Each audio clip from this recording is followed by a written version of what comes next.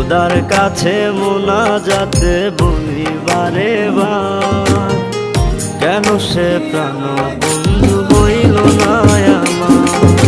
খোদার কাছে মোনাজাতে বলি বারে বার, কেন সে প্রাণ বন্ধু হইল না আমার।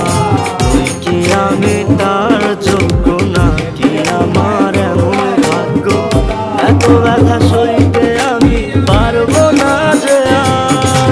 খোদার কাছে মোনাজাতে বলি বারে বার, কেন সে প্রাণ বন্ধু হইল না আমার। খোদার কাছে মোনা